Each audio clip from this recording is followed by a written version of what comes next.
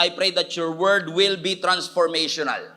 Gabayan mo, ingatan mo ang bawat isa so that each of us, Lord God, will receive the word that you have for us. I-correct mo kami, i-rebuke mo kami.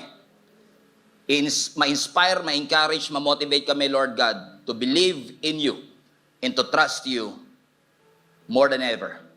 In Jesus' name we pray. Amen. Proverbs chapter 3, verse 5 to 6. Proverbs chapter 3, verse 5 to 6. Trust in the Lord with all your heart. Usually, pag sa iba to binabasa ko, napapasigaw na sila, yeah! Trust in the Lord with all your heart, and lean not on your own understanding.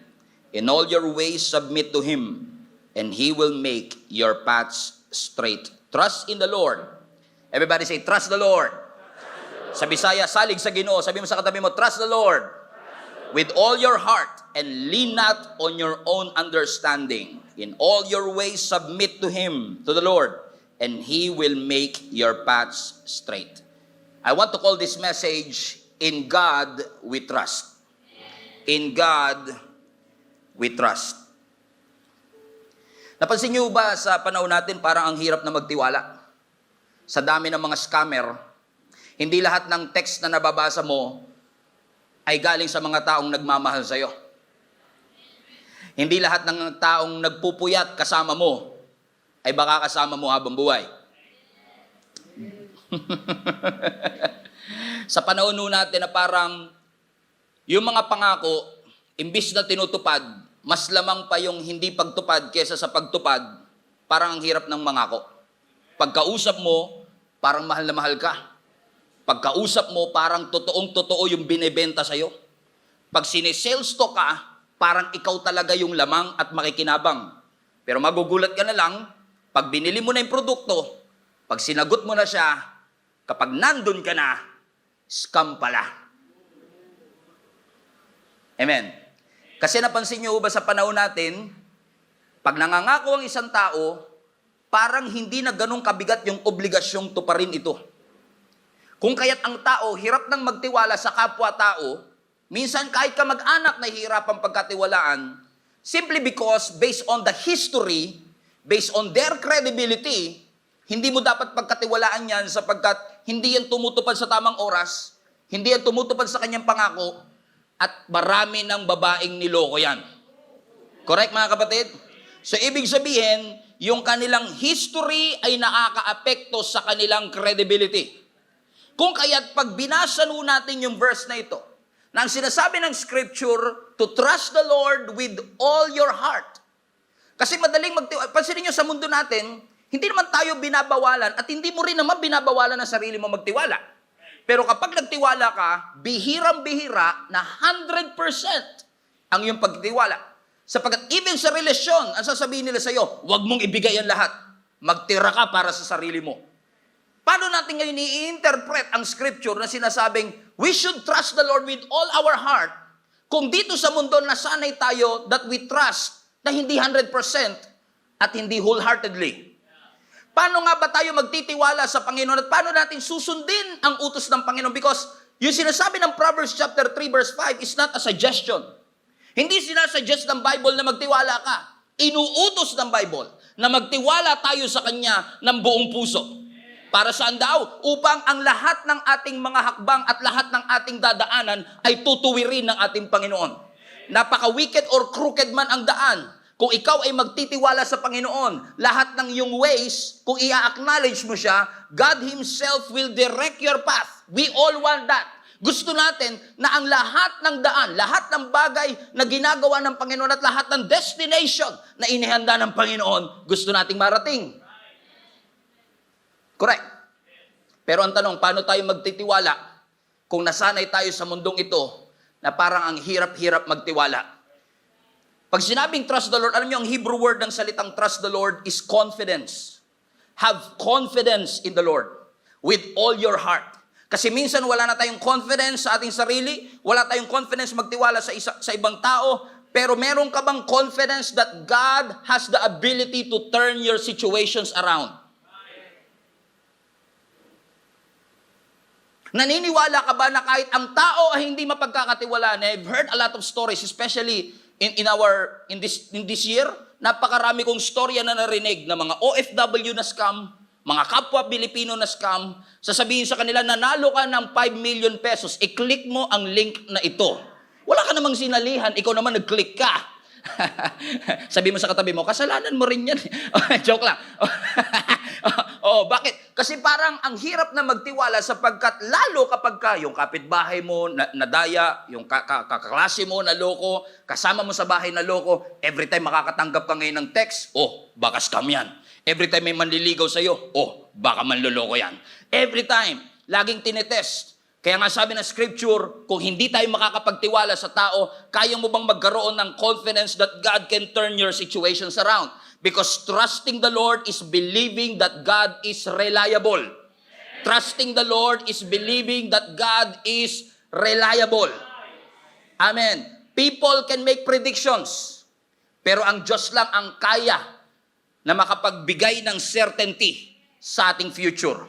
Kahit nanguhula lang. Tamo, nanguhula na nga lang, pinapaniwalaan pa natin. Pero, amen, even yung weather natin, forecast lang. Sasabihin niya sa'yo, 50% chance of rain, pero walang assurance na 50% niya. Minsan magugulat ka, akala mo uulan, aaraw pala. Akala mo maaraw, uulan pala. Bakit? Ang tao pumapalya. Ang tao nagkakamali. Kaya ang sabi ng scripture, kung magtitiwala ka sa mga nagkakamali, mapofrustrate ka. But when you trust the Lord, you are believing that what He said in His Word was true before, it is true now, and it will be true later. Hallelujah. Purihin natin ang ating Panginoon. Everybody say, trust the Lord.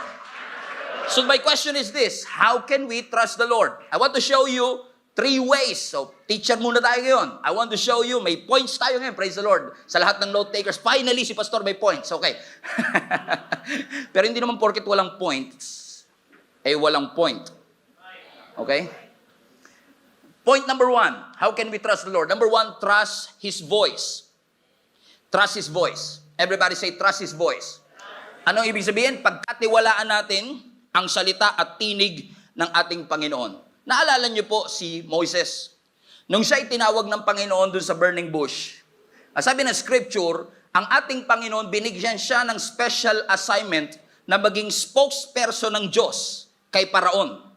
Kung saan, sasabihin ni Moses dun sa presidente ng Egypt, pakawalan mo na ang mga Israelites kasi sila ay dadali na ng Panginoon sa lupang pangako. Naalala niyo pa po ba yung storya na yan? Ano ang sinabi ni Moises? Lord, ako po ay bulol. Ako po ay utal. Spokesperson pero bulol. Parang hindi siya makapaniwala na si Lord gagamit ng isang stutterer para maging spokesperson. Because kung ikaw ay spokesperson, your main job is to speak. Wow, yung iba ngayon lang inalaman. Wow, praise God. Ngayon ko lang nalaman yun, kinilabutan pa ako. What a revelation. Okay. And then, ako na magsasalita, hindi ko kayang i-express ang aking sarili. Pero ano in essence ang sinabi ng Panginoon sa kanya? In essence ang sinasabi ng Panginoon, hindi naman yung salita mo ang gagamitin, kundi yung salita ng Diyos ay papadaluyin lang sa'yo. Ibig sabihin, every word na sasabihin ni Moses from that forward is something that is some instruction na galing sa Panginoon na ipapadaan lang sa kanya. Pero ang sabi pa rin ng Panginoon, pero kung naghahanap ka pa rin, yung kapatid mo na si Aaron ang magiging spokesperson ng spokesperson. He will speak for you. Amen, mga kapatid. Bakit? Kasi kapag ang tao nagsalita, parang ang hirap paniwalaan. Ang tao kaya niyang magbigay ng mga mabubulaklak na mga salita at parang totoo. In fact, kaya mo nga siya sinagot. Kaya ka nga napabili kahit wala ka namang planong bumili. Nag-try nyo na ba pumunta kayo ng mall? Wala kayong planong bumili ng kalan at ng mga kaldero? Pero sir, lika, libre to sir. Libre talaga to sir. Tingin ka lang po dito. Kita nyo po yung mantika, no? Non-stick pan. Hindi po dumidikit yan. Nung 3 day mo na sa bahay, dikit ng dikit. Na-sales stock ka. Sabi mo sa katabi mo, na-scam ka. Amen. Kasi ang boses ng tao pwedeng magsinungaling, pero ang boses ng Lord ay hindi magsisinungaling. Let me say this to you. Marami tayong boses na naririnig araw-araw. Pero ang tanong, kaninong boses ang ating paniniwalaan? Sa Panginoon. Because trusting is a choice. Ang pagtitiwala, pinipili natin. Naalala niyo si Moises pa rin? Nung siya'y pumunta na sa promised land, hindi siya nakapasok eh. Sino ang pumalit sa kanya? Si Joshua. Si Joshua natakot siya eh. Sabi niya, paano na to? Hindi naman ako yung unang ininstrakan, hindi naman ako yung unang sinabihan ng Diyos. Natakot siya, ano nang next for me? Pero anong sabi ng Lord sa kanya? As I was with Moses, so I will be with you. Basahin niyo to, Joshua chapter 1 verse 5. Ano ang sabi dito? Everybody read this with me. 1, 2, 3, basa. No one will be able to stand against you all the days of your life. As I was with Moses, so I will be with you. I will never leave you. I will never forsake you. That's the voice of God. Ang sasabihin ng tao sa iyo, hindi kita iiwan, pero iiwanan ka niya.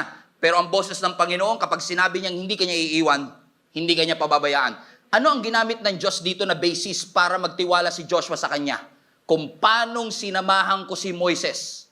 Kung paanong tinutuo ko yung sinabi ko kay Moises. Kung paanong hindi ko binali yung pangako ko kay Moises, makakaasa ka na hindi ko rin gagawin sa iyo. Ang tanong, can you trust God when God said that to you? Kasi lalo sa atin, maaaring marami nagtatanong, Pastor, yun nga ang problema ko, hindi ko marinig yung boses ni Lord. Pag nagpipray ako, parang wala naman, naghahanap ako ng boses, pero narinig ko, butike, ganyan, tuko, yan. Yun yung mga narinig ko. Pero how can I trust the voice of God if I cannot hear the voice of God?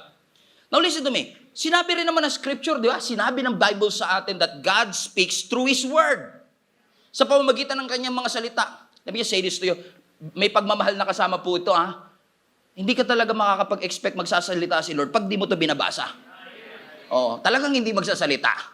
Pag sinabi mong nagsalita ang Lord pero hindi mo ito binabasa, iba yung narinig mo.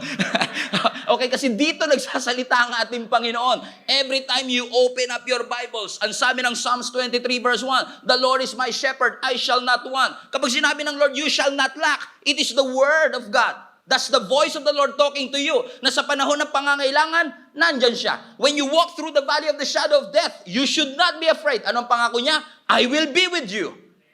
Blessings and mercy shall follow you all the days of my life, and I shall dwell in the house of the Lord forever. That's the word of God. Psalm chapter 46. The Lord is my refuge and my strength, the very present help in times of trouble. That's the voice of God. It is the voice of God that keeps on speaking to us. Sometimes hindi rito, minsan through the church. Sa pamamagitan ng preaching. Sino sa inyo nakakapagsalita ang Panginoon sa inyo every time nakakarinig kayo ng preaching? Especially kapag sound and doctrine, talagang maririnig mo talaga ang boses ng Panginoon na parang nagsasalita sa iyo. Amen. Minsan may nagsasabi sa akin, Pastor, parang ako kinakausap mo. Hindi po ako nakikipag-usap sa inyo. Si Lord po nakikipag-usap sa inyo kasi hindi ko naman kayo kilala.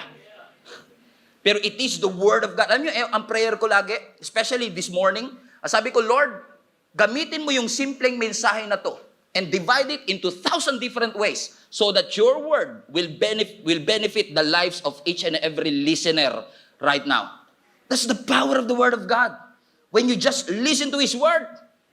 Napansin niyo, yung Bible lang, yung kapag binasa mo, binabasa ka din. Yung Bible, hindi mo kabisado, pero yung Bible, kabisado ka. May kakaiba sa Word of God na every time you read it, it's as if God is talking to you. Ako lang ba yung pag nagbabasa ng Bible, parang nabubuhay yung Bible sa'yo? O ako nga lang, okay. Okay, nararamdaman niyo po ba yun na pag nagbabasa kayo ng Bible, parang nabubuhay ang kanyang salita? Buhay talaga. Biruin mo, ilang taon na pong pinag-aaralan ng maraming Bible scholars ito. Pero minsan magugulat ka, mapa-CEO ng kumpanya o yung mga hindi kilala sa society, when they read the Word of God, they can relate to what God is saying. Why? The Lord is speaking. Naalala niyo si Peter? Kilala niyo pa po ba si Peter? Nung sila kasama ang mga disciple, tumatawid sila ng Sea of Galilee, naka-encounter sila ng matinding bagyo. Wala si Jesus sa bangka. Kasi si Jesus, in-isolate niya ang kanyang sarili para mag-pray. Sumunod lang ang ating Panginoong Yesus. Sabi ni Lord sa kanila, be right back. Babalik ako, mag-meet tayo dyan.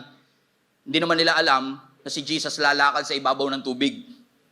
Sabi ng scripture, in the fourth watch, around 4 o'clock in the morning, habang sila'y nagpapanik dahil lulubog na yung kanilang bangka o yung kanilang barko, nakita nila at may naaninag sila na isang tao na naglalakad sa ibabaw ng tubig. Now, Si Tatay Larry, yung nagsalita dito nung 3 p.m. last Sunday, fisherman yun, mangingisda. Sabi ko sa kanya, pa, sa tagal mong nangisda dun sa Aklan noon, may nakita ka na bang tao na nakapaglakad sa tubig? Sabi niya, wala pa. May nakita ka na bang isda na naglakad sa tubig? Wala pa. So just the other day, may kausap ako isang mga member natin sa Dumaguete. Fisherman din siya. Sabi ko, Tatay Ernesto, sa tagal mong nangingisda, may nakita ka na ba na tao na nakalakad sa ibabaw ng tubig? Wala pa, Pastor. May nakita ka na bang isda na nakalakad sa tubig? Wala pa. So yung nakita nila, imposible. Kaya nasabi na lang talaga nila multo, kahit isa lang si Jesus. Kasi dapat, kung multo, dalawa, di ba? Multo, tsaka mulwan. Mulwan, multo, multri. Okay? Sabi nila, multo!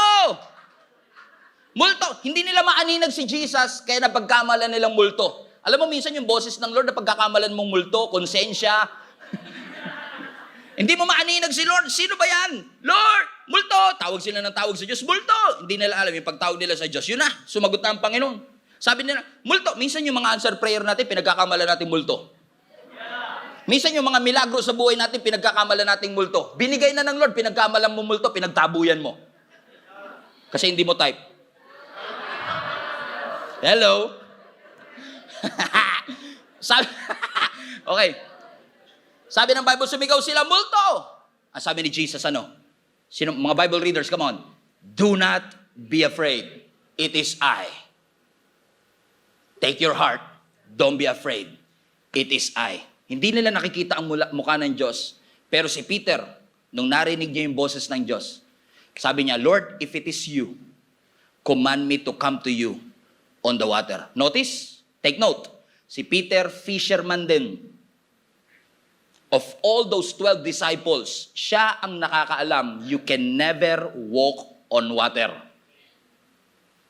Correct? Ano sabi ng Lord? Come, lapit ka. And for some unknown, ridiculous reason, humakbang si Peter palabas ng kanyang bangka at nakalakad siya sa ibabaw ng tubig. Pinagkatiwalaan niya yung boses na narinig niya, kaya nagawa niya yung imposible. Sometimes kaya hindi tayo makagawa ng bagay na imposible at miraculous kasi hindi tayo willing lumabas sa ating comfort zone at sumunod sa boses ng Panginoon. I don't know who is this for, matagal ka nang tinatawag ng Diyos. Matagal ka na ring tumatakbo palayo. Take it from me. 3 years kong tinakbuhan si Lord. Ending, pastor na ako ngayon. Why? Hindi mo matatakbuhan ang boses ng Panginoon. Akala mo pag lumalayo ka, humihina ang boses? Hindi. Pag lumalayo ka, mas lalong lumalakas ang boses ng Panginoon na sasabihin sa'yo, sumunod ka na! Sabi mo sa katabi mo, sumunod ka na! Bitawan mo na yan! Hallelujah. Praise the Lord. Palapakan natin ang ating Panginoon.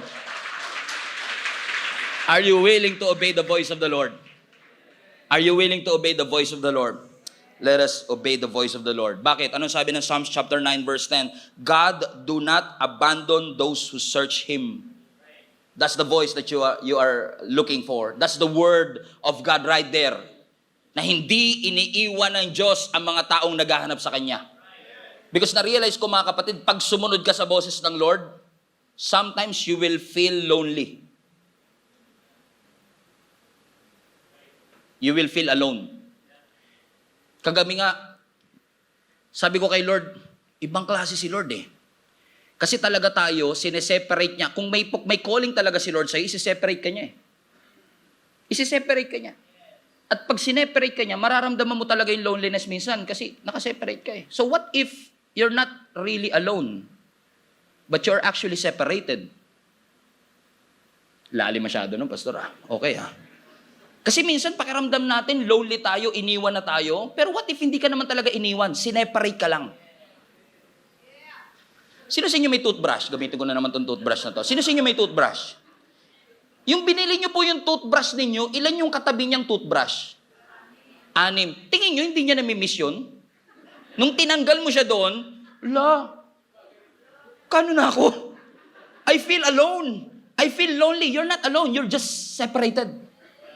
Sineparate ka lang ng Panginoon kasi ang pangako ng Diyos, He will not abandon you. That's the voice of God. And sometimes, minsan may mga thinking tayo, hindi ko naririnig ang boses ng Panginoon. Okay naman, lagi ko naririnig ang Panginoon. Ba't ako lang nakarinig at sila hindi nakarinig? You're not lonely. You're not crazy. You're just separated. God wants to separate you so that you will do the purposes of God in your life. Amen. Pwede bang sabihin ng toothbrush na, I need someone to talk to? Kasi nag-iisa na lang yung toothbrush. Pagka nilalagay mo siya sa bagay, pupunta ka sa ibang lugar, nag-iisa lang yung toothbrush dun sa bag niya, 3 days siyang nandun, tingin mo hindi siya nalulungkot? Tingin mo hindi siya naghahanap ng aruga ng mga kapwa niya toothbrush? Tingin mo hindi niya namimiss yung mga nanay at tatay niyang toothbrush? Namimiss niya din. Pero dahil may purpose siya, may direction siya.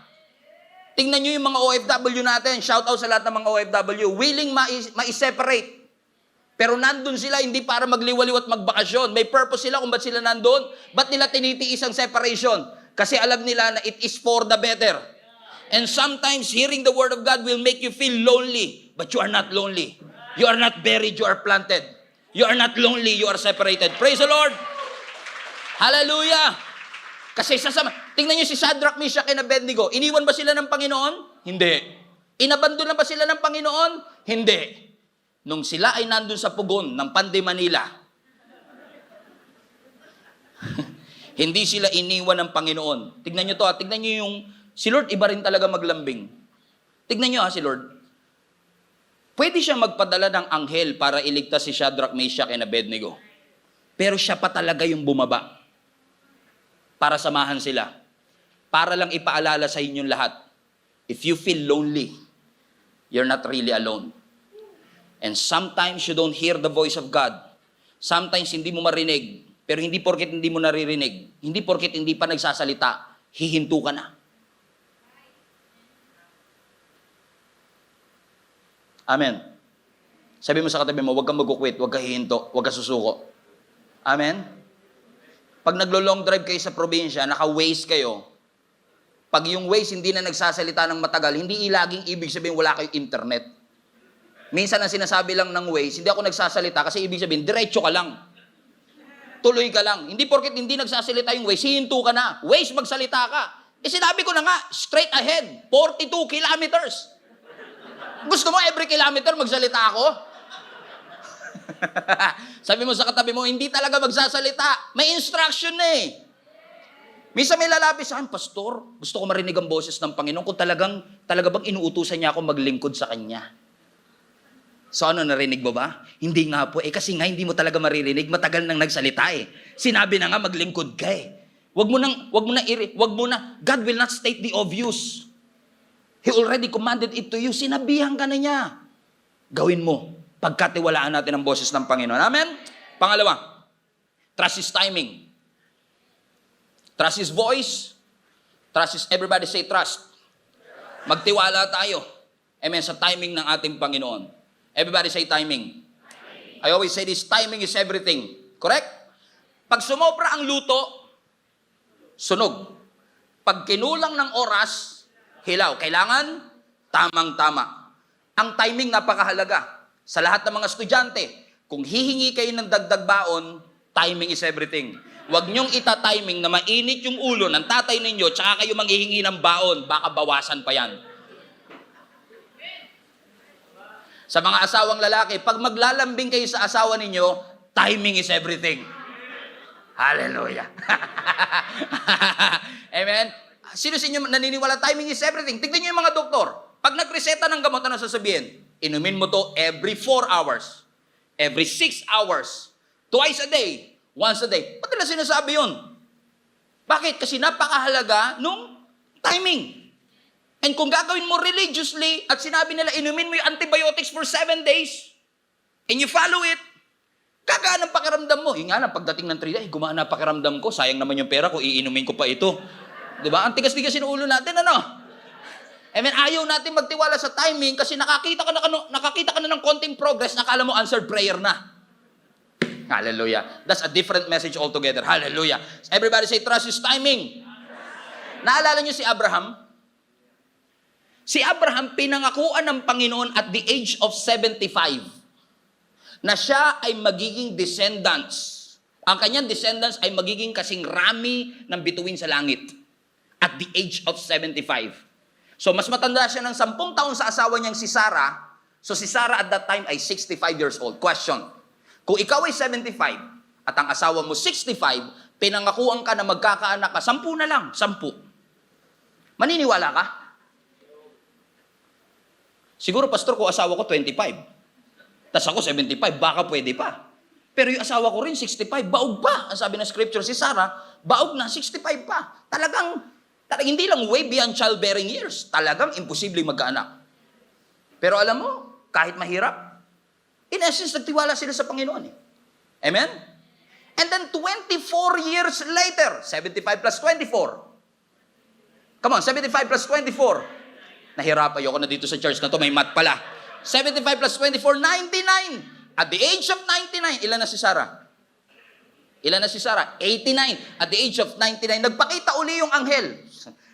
Siguro nung nagpakita yung anghel, siguro, finally, ito na yung answered prayer. Ang sabi ng anghel, next year, tutuparin ko na ang pangako ko. Tingnan niyo yun.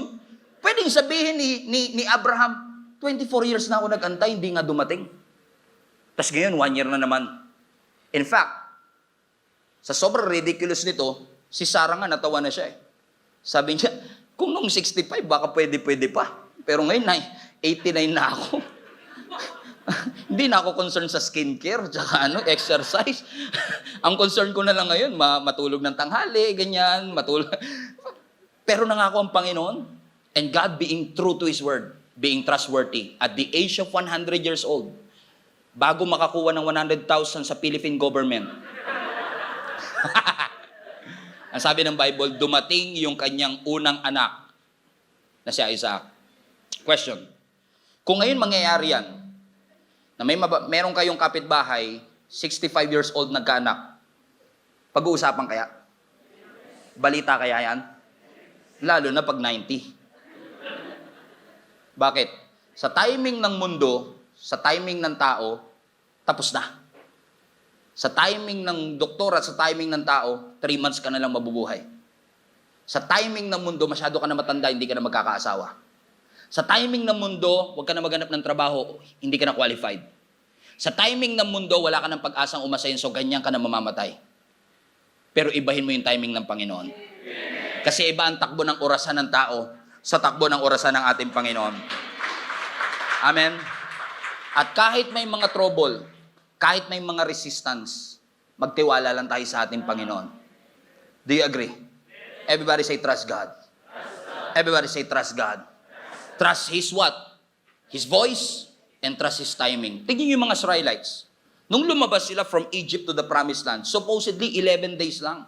Inabot sila ng ilang taon po? 40 years. Everybody say, what a delay. Grabe naman pagka-delay yan. Amen?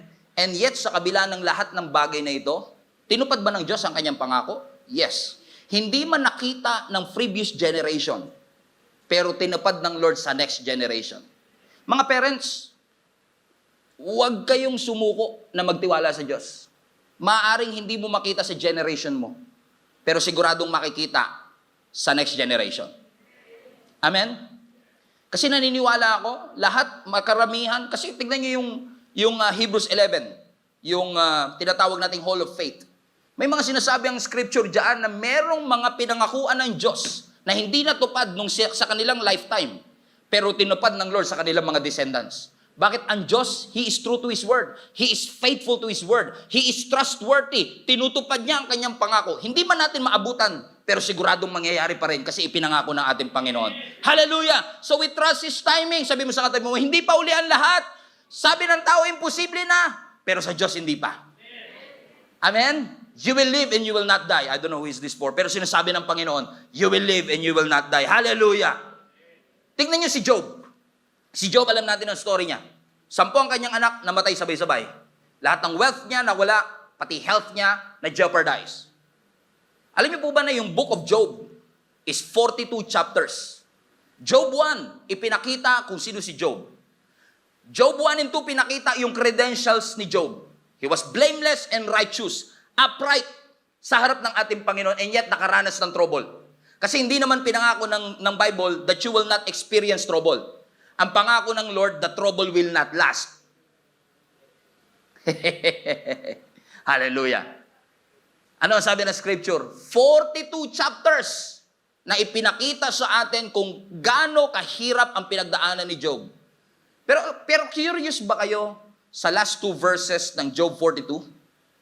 Kung ano naging conclusion ng buhay ni Job? Tingnan nyo to. Ang sabi ng Job chapter 42, sa pinakahuling part, these are the last 2 verses of Job 42. After this, Job lived 140 years. He saw his children and their children to the 4th generation. Watch this. And so Job died an old man, and full of years. Full of life. Sa ibang translation, he died and he was fulfilled. Grabe yung pinagdaanan niya. And yet fulfilled. And then, upon researching about the life of Job, I've realized na lahat pala ng mga struggle na pinagdaanan niya, yung ketong, yung pagkamatay ng kanyang anak, yung pagkawala ng kanyang negosyo, kung pagsasama-samahin mo, it only took about 9 months all in all. 9 months all in all. Dumaan siya sa matinding pagsubok, but only for 9 months. What does it imply to all of us? Minsan, pag nandun ka sa gitna ng sitwasyon, kala mo wala nang katapusan. Akala mo parang wala nang wakas. Akala mo parang wala nang light on the other side of the tunnel. Parang pakiramdam mo, nandun ka na lang lagi sa lubak at wala ka ng pag-asa. Pero ipinapaalala sa atin ng ating Panginoon that God is beyond time and space. Na kung tayo nakikita lang natin yung present, ang nakikita ng Lord ay yung future, and God will never waste your pain. Kung inalaw ka niya na mag-endure ng troubles and difficulty and challenges in your life, hindi yan ginawa at inalaw ng Panginoon para pagtawanan ka, kundi para i-prepare ka for the next season of your life. And then you will realize, just like Job, after 42 chapters of difficulty, ang kanyang conclusion sa kanyang buhay, he was fulfilled. Why? Kasi lahat ng mga struggles nagkaroon ng purpose. And he trusted the timing of the Lord. Nung pinagkatiwalaan niya ang timing ng Panginoon, nakita niya ang kamay ng ating Panginoon sa kanyang buhay. Palapakan natin ang Diyos. Hallelujah! Trust His voice, trust His timing, and last, trust His ways. Trust His ways. Everybody say, trust His ways. Ano ibig sabihin ng ways? Bewang. Ways pa. Okay. Ways. Pamamaraan. Amen? Anong favorite niyong ulam? Favorite ulam? Adobo. Sino sa inyo may favorite na adobo? Or at least nasasarapan sa adobo? Taas kamay. Adobo. Raise an emoji. Adobo! Okay, ang dami Pero naniniwala ako kung gaano karaming kamay ang tumaas, ganun karaming version din ng adobo meron. Tinatawag natin ang adobo na pambansang ulam, pero bawat bahay iba luto. May mga adobong tuyot, walang masyadong sabaw. May mga adobong maraming sabaw. May mga adobong may laurel, may adobong walang laurel. May mga adobong may itlog. Kala mo talaga marunong ako magluto, no? May adobong may itlog, may adobong walang itlog. May adobong chicken lang, may adobong pork and chicken. May adobo ring pork lang. May adobong masyadong marami ang suka, may adobong masyadong marami ang toyo, pati yung nagluto, may suka. Okay? Pansinin niyo mga kapatid, iisang luto, pero iba yung pamamaraan ng kanilang pagluluto. Amen? And sometimes, sa buhay natin, madali natin minsan husgahan ang pamamaraan ng Panginoon dahil nasanay tayo sa sarili nating pamamaraan at kagustuhan. Na minsan sasabihin natin, mas masarap yung adobo ni Aling Mameng kaysa sa adobo niya kasi doon ka nasanay sa kanya. Sa paraan ng pagluluto niya, yun yung naging frame of reference. And sometimes our limitation, kaya nagkakaroon tayo ng limitation is because of our frame of reference. Na minsan yun yung lagi natin nakikita. No wonder ang sabi ng scripture, when you trust the ways of God, His ways are higher than your ways. And His thoughts are greater than your thoughts. Ano ang sinasabi ng scripture? Alam ko nasanay ka sa pamamaraan ng mundo. Pero wag mong pagkatiwalaan lang yung pamamaraan ng mundo, pagkatiwalaan mo yung pamamaraan ng ating Panginoon. In fact, itong si Job, nung siya'y naghihirap na, sinabi niya sa kanyang sarili, Job 13:15, though He slay me, yet I will trust Him. Parang sinasabi ni Job, kahit ang ending ng aking buhay, kahit ang way ko lang para makalabas, yung patayin na ako ni Lord, kung yun yung pamamaraan niya, okay lang, magtitiwala pa rin ako sa Kanya. Ano sinabi ni Shadrach, Meshach, and Abednego? Kahit hindi kami ilabas ng Panginoon o iligtas ng Panginoon dito sa pugon na ito, even if He doesn't, we will still not bow down to the statue of Nebuchadnezzar. Anong sinasabi nila? Pwede kaming iligtas ng Panginoon sa kanyang pamamaraan. Kung kami lang ang masusunod, Lord, iligtas mo kami. Kung kami lang ang masusunod, Lord, wag mong hayaan na yung apoy masunog kami. Pero kung ang way mo, kailangan naming mamatay para sa aming faith, kung ang way mo, kailangan ko mamatay para magawa ko ang purpose mo, I will still trust you. Even if. That's the kind of faith. Bakit? You trust the ways of God in your life. Hallelujah! Palapakan natin ang Panginoon. Hallelujah! Purihin natin ang Diyos.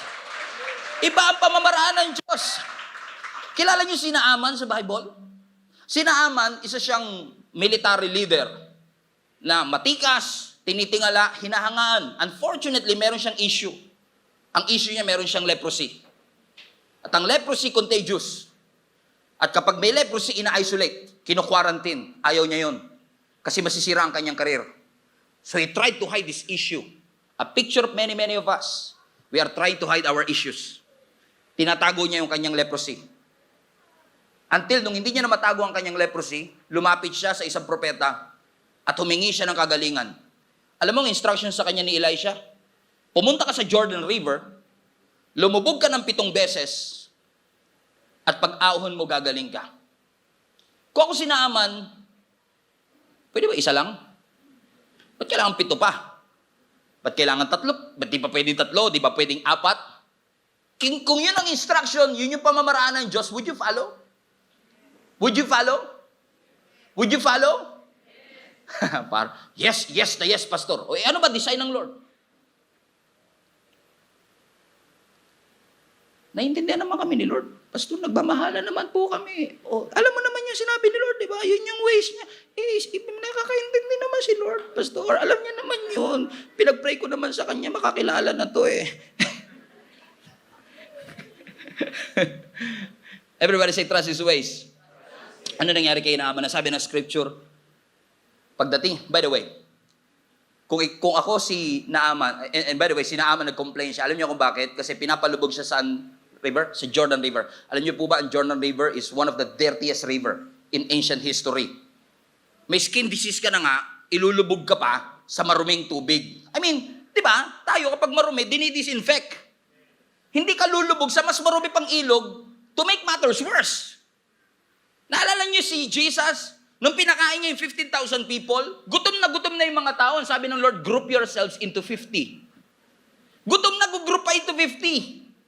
And you know how difficult and how time-consuming it is na i-segregate mo sila ng tig 50, knowing na 15,000 people, may ibang Bible scholar pa, sabi 20,000 people. Ilan lang yung disciples? 12. Judas pa yung isa. Ano sabihin nila? 1, 2, 3, 4, 5, 6, 7, 8, 9, 10, 50. Group 1, 1, 2, 3, 4, 5. Imagine niyo kung gaano ka time-consuming, pero God is a God of order. God is a God of order. You follow His design, you will benefit from it. You follow His ways, you will receive the blessing. You follow the order, you will eat. Nakakain sila kasi sumunod sila. Nagutom sila ng medyo matagal-tagal, pero nakakain sila. Tinupad ng Lord ang kanyang pangako. Si Naaman, wala siya nagawa. Kahit na meron siyang military leader siya, kahit na sabihin natin meron siyang say, medyo na-offend pa nga siya dahil hindi siya hinarap ng propeta, pero wala siyang choice. Kasi pag wala ka na talagang choice, minsan, kahit ano, gagawin mo na. Ginawa ni Naaman, lumubog siya. Unang lubog niya sa Jordan River, pag-ahon niya, may leprosy pa rin siya. Pangalawang lubog niya, may leprosy pa rin siya. Pangatlong lubog niya, siguro sabi niya, this is stupid. Lalo lang dumudumi, lalo lang kumakati yung sugat ko eh. Pangatlong lubog ko na to. Lalong nangate. May burak-burak pa dito. Pero sabi ng scripture, he followed anyway. 4th, 5th, there's nothing magical about it. Lulubog ba?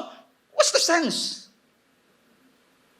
Pero sabi ng scripture, paglubog niya ng 7 beses, pag-ahon niya, yung kanyang balat ay parang naging balat ng sanggol.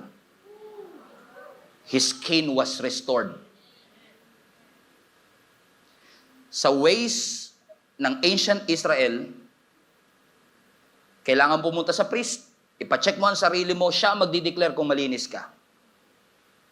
Pero sa ways ng Panginoon, sundin mo ko, and you will see the miracle.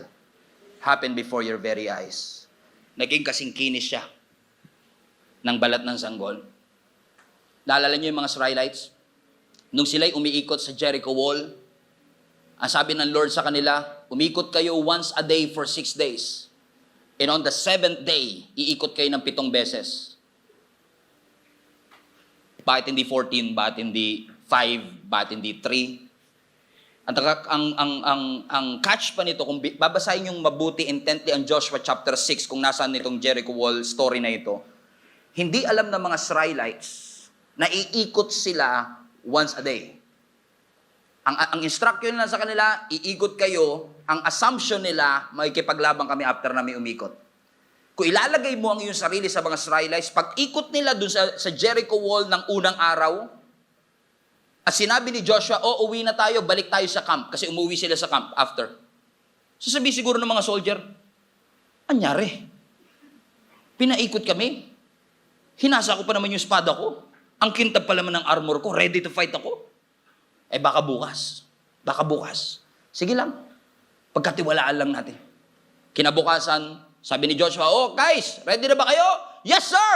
Ready! O, kumain na ba kayo? Opo, pinagluto na po kami ng sopas. Ready! Excited siguro sila eh. Pagdating ng 2nd day, pag ikot nila, pinabalik uli sila sa camp. 3rd day, pinabalik uli sila sa camp. Siguro 4th day, marami nang ayaw eh. Marami na nagdadabog. Buti na lang wala silang cellphone kasi kung may Facebook na ron, binash na nila si Joshua, gumawa sila ng hate page para kay Joshua. I-cancel natin si Joshua. This is not good. Pinapahirapan niya tayo. Cancel! Buti na lang walang Facebook. At buti na lang instruction ng Panginoon, huwag kayong magsasalita kasi kung nagsasalita sila, puro reklamo lalabas sa kanilang bibig. Pero ang sabi ng scripture, pagdating ng 7th day, here you go. Siguro alam na nila ang drill. Okay, alam na namin sir, ikot na naman kami. Ikot sila unang beses. Siguro iba pa uwi na after ng unang ikot. Pero sabi ni Joshua, wait guys. This day pala, 7 beses tayo iikot. Ha? Umikot sila 7 beses. After 7th, for a total of 13 times, inukutan nila ang Jericho wall. Sumigaw sila ng napakalakas and God delivered Jericho into them. Bakit? Kung babasahin nyo yung Joshua chapter 6, ang battle, yung laban, tapos na bago pa ito nagsimula. Kasi ang sabi ng scripture, sabi ng Lord kay Joshua, I have delivered Jericho into your hands. Hindi pa sila nagsisimula, pero past tense na yung ginamit ng Panginoon. Bakit? Sa mata ng Panginoon, tapos na. Sa nakikita ng Panginoon, tapos na. All you have to do is follow His ways, follow His instruction, follow His order, so that you will benefit and you will enjoy this. Kung huminto sila sa 6 days, nakita ba nila yung pagbagsak? Hindi. Kung huminto sila sa pang-6 na ikot nung 7th day, naranasan ba nila ang breakthrough? Hindi. Pero dahil sumunod sila all the way sa ating Panginoon, kahit na parang yung pamamaraan namin mas maganda sa pamamaraan mo, kahit pakiramdam ko mas matalino ako sa iyo, pero dahil ikaw ang aking Panginoon at ang aking Diyos, Lord, I submit my wisdom, my ability, my experience, and my education into your hands. Ito ang nakagawian ko, ito ang nakasanayan ko. Pero dahil ito ang sinabi mo, I will hold on to the truth of God's word and I will trust your ways anyway. I will trust you with all my heart, with all my soul. Kahit na parang hindi ko pa nakikita, pero dahil ito ang instruction mo, I will follow you no matter what. Kasi, ang gusto ng Panginoon, we trust Him. Ano sabi ng scripture? Balikan natin sa Proverbs 3. Trust the Lord with all your heart. Sa tibuok mong kasing-kasing, with all your heart. And lean not on your own understanding. Alam niyo po ba, na yung Hebrew word ng salitang with all your heart is actually sa bawat tibok ng iyong puso. Pagkatiwalaan mo ang Panginoon sa bawat tibok ng iyong puso. Tingnan nyo nga po yung inyong puso. Kapain nyo. Tumitibok. Pero sure ako, yung tibok ng puso ng katabi mo, iba ang speed sa tibok ng puso mo. Pag masyadong mabagal ang tibok, delikado. Pag masyadong mabilis, delikado. Bawat isang puso may kanya-kanyang timing. It is a reminder for all of us. You trust God. Anumang timing, anumang lagay ng ating puso. Ano daw ang instruction? Trust the Lord with all your heart. Ang sabi, and do not, Proverbs 3, and do not lean on your own understanding in all your ways, in all your small decisions, in all your decision making. Acknowledge the Lord, submit it to His will, submit it to His ways, and He shall direct your path. Amen? Amen? Alam ko marami mga pagkakataon, pakiramdam natin mas marunong tayo sa Panginoon. Pero paalala lang ng Lord sa atin, trust Him. Trust Him. I wish I could say, I prophesy anyway, that in this church, we trust the Lord with all our heart. We do not depend on our own understanding. Ang sabi ng mundo, dahil hindi ka nakagraduate, hindi ka na pwede mag-succeed. Pero God has a plan for your life. You cannot change your past, but God can definitely change your future. God has the ability to turn your depression into celebration. God has the ability to turn your doubt into confidence. And God has an ability to transform an overthinker to an overcomer. Just believe. Believe and trust Him with all your heart, with all your soul, with all your mind. Trust His voice. Trust His timing. Trust His ways. Lean on Him. Depend on Him. Depend on the Lord. Sumandal ka sa Panginoon. And God Himself will direct your path. Father, we acknowledge your sovereignty and your grace in our lives. Panginoon, without you, we are nothing. So today, God, I know, naniniwala ako, Panginoon, na inalaw mong marinig namin ang mga salitang ito kasi gusto mong ipaalala sa amin na napakahalaga na ang bawat isa sa amin ay marunong pong magtiwala sa iyo. So sa mga panahon, O Diyos, na kami nagdududa, nawawala ng pag-asa. Lord, ang dalangin ko muli mong i-renew yung ability namin to trust you. Ability namin to believe that all things will work together for the good of those who love you. Maaaring hindi kami dumaranas sa mga challenges ngayon and maybe nasa atmosphere kami ng celebration, but I know time will come that our faith will be challenged. Sa panahon, O God, that our faith will be challenged, our finances will be challenged, our relationship will be challenged. Lord, ang dalangin ko, ipaalala mo sa amin ang mensaheng ito, Panginoon, that we should trust you. Na magtiwala po kami sa iyo, Panginoon. At kung narinig namin ang tinig mo, magtitiwala kami, Panginoon. Kahit may uncertainty sa future, naniniwala kami, Panginoon, na nakikita mo, Panginoon, ang aming kinabukasan, and we will trust you. We will trust the God, the sovereign God who made the heavens and the earth, that will take care of us. That you want good things in our lives, and you want us, Lord God, to experience everything that you have bled and died for at the cross for all our sin. Lord, I pray in Jesus' name and I declare abundant life, blessed life, malayang buhay ang maranasan ng bawat isa sa amin, Panginoon. Lahat ng tumatali sa amin, lahat ng fear, lahat ng doubt, lahat ng anxiety, lahat ng depression na tumatali po sa puso ng aking mga kapatid, ay wasakin mo, Panginoon. Turn our mourning into dancing, our sorrow into joy. Let there be beauty for ashes, Lord God, sa aming mga buhay, so that each of us, Lord God, will be able to prove once again in our lives na totoo ka nga po talaga, Panginoon, sa iyong mga salita. And you have proven yourself over and over again sa napakaraming panahon na ikaw ay trustworthy, na mapagkakatiwalaan ka. And now we commit ourselves to trust you again. To trust you, Lord God, even when situations are challenging. To trust you in tough times. To trust you in this difficulty. Kasi naniniwala ako na ang mga difficulty na ito will not stop our destiny. In Jesus' name. In Jesus' name. Sa iyo kami magtitiwala. Ang aming buhay ay iaalay lang namin sa iyo at sa iyo lamang, Panginoon. In Jesus' name. In Jesus' name. We honor you, God, and we acknowledge your presence. All glory belongs to you. In Jesus' name we pray. Everybody shout, Amen. Everybody shout, Amen.